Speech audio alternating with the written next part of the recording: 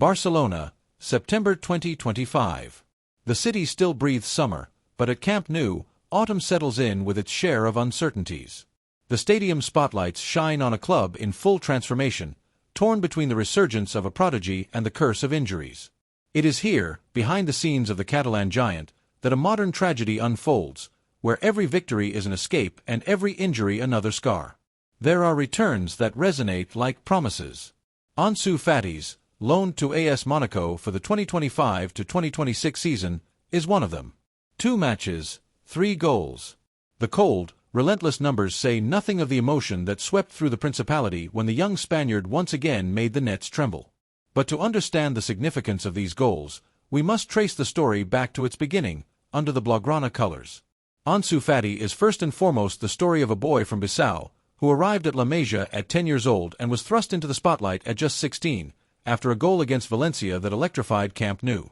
Comparisons to Messi abounded, fueled by a magical left foot and a shy smile.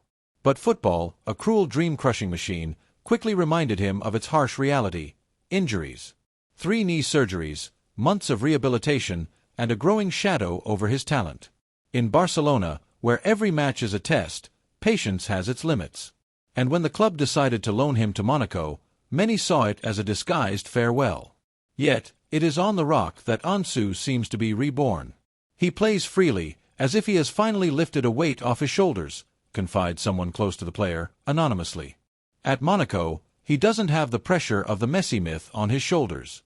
He can just be Ansu. 2 matches, 3 goals.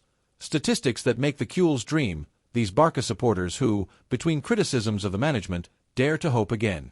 Bring him back. We need him. Comments bloom on social media, driven by nostalgia for a number 10 who could have been. But behind the euphoria, a question lingers. Does Ansu Fati still have a place at Barca? The club, burdened by debt and constant rebuilding, must decide whether to bet on a player whose body has suffered so much or to take advantage of this rebirth to sell him and finance new gambles. It's a classic dilemma, explains an agent specializing in transfers.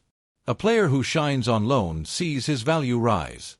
Either Barca brings him back and risks seeing him falter again, or they sell him at his peak and perhaps regret it later. In the boardrooms, they observe, they calculate. In Monaco, Ansu runs and scores. If Ansu Fati embodies hope, the Camp Nou dressing rooms echo with worrying silences. Pablo Gavi and Fermin Lopez, 2 names, 2 injuries, and 1 nagging question.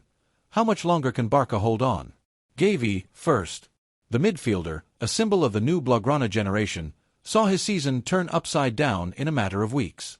We've tried everything, a member of the medical staff might have murmured, his eyes shadowed by sleepless nights spent studying MRIs. Rehabilitation, treatments, protocols. Nothing worked. The verdict fell like a guillotine: surgery, at least 6 weeks out. For a player who embodies pure energy, limitless intensity, it's a sentence. Gavi is the heart of the midfield, explains a former Barca player. Without him, it's like playing without lungs. The images of his last match, before the fall, are cruel. Against Getafe, you see him limping, gritting his teeth, then collapsing, a hand clenched on his thigh. It snapped, he might have told his teammates, his face contorted in pain. In the stands, the fans hold their breath. They know this scene by heart. A player goes down, the medics rush in, and the club holds its breath waiting for the diagnosis. It's become routine, sighs a long-time season ticket holder. We feel like our team is cursed.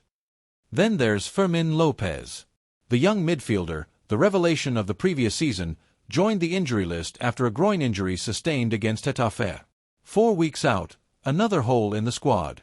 It's like a domino effect, analyzes a sports journalist.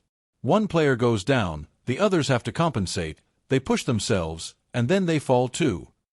Behind the scenes, they talk about accumulated fatigue, overloaded schedules, bodies pushed to the limit. They ask us to be machines, confides a player anonymously. But we're human. And sometimes, the body says stop. In recent years, Barca's infirmary has resembled a field hospital. The names keep coming: PEDRI, Araujo, De Jong. It's systemic, estimates a physiotherapist specializing in football. When a club accumulates injuries, it's rarely a coincidence. You have to look at the workload, recovery, nutrition, stress. Everything is connected. At Barça, they point to the lack of rotation, matches played without rest, and sometimes contested physical preparation. It feels like the club is betting everything on the regeneration of young players, but without giving them the means to hold up, criticizes a former staff member. And then there's the shadow of the Negreira affair, the arbitration corruption scandal that shook the club and left its mark. The players feel like they're being attacked from all sides, explains a sports psychologist. It creates additional tension, pressure that can translate into injuries. The mind plays a huge role in recovery. The Barça dressing rooms are a world apart. A mix of languages, laughter, heavy silences, and stifled cries. When a player gets injured, the whole team flinches, recounts a club employee. We look at each other and wonder, who's next? That evening, after the announcement of GAVI and Fermin's injuries, the atmosphere is electric. We can't go on like this, a veteran might have shouted, pounding a locker with his fist. They're killing us slowly.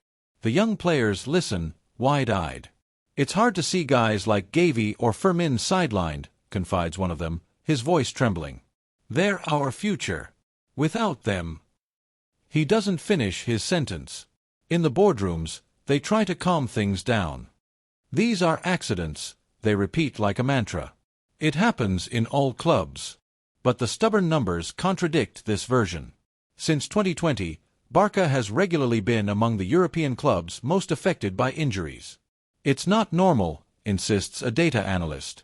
When it becomes recurrent, you have to look for the causes. Some point the finger at the sports management. We sold pillars like Busquets or Alba, and we bet on brilliant but fragile young players, analyzes a scout. It's a risky bet. When it works, it's magic. When it doesn't... He gestures toward the names listed on the injury board. Others mention the media pressure, ever present in Barcelona.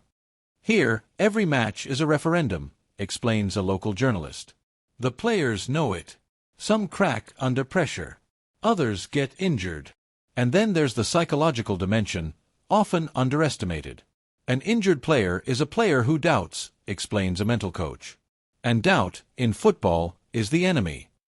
Outside, on Los Ramblas or in front of the giant screens at Plaça Catalunya, Barça supporters clench their fists. It's always the same story, growls an old Cule, his voice hoarse from shouting too much.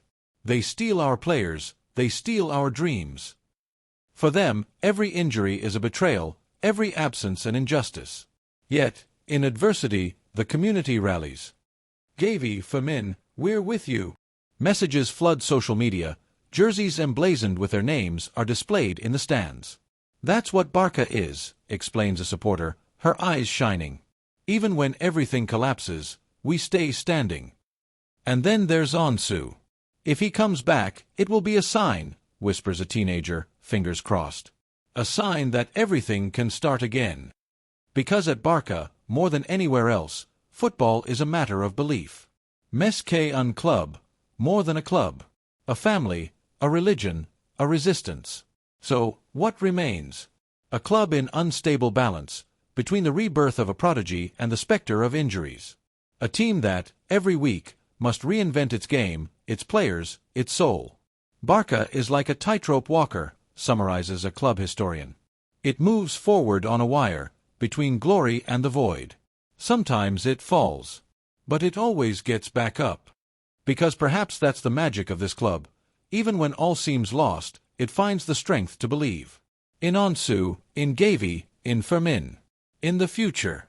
And tonight, under the lights of Camp Nou, despite everything, a whisper can still be heard, Visca el Barça, Visca Catalunya.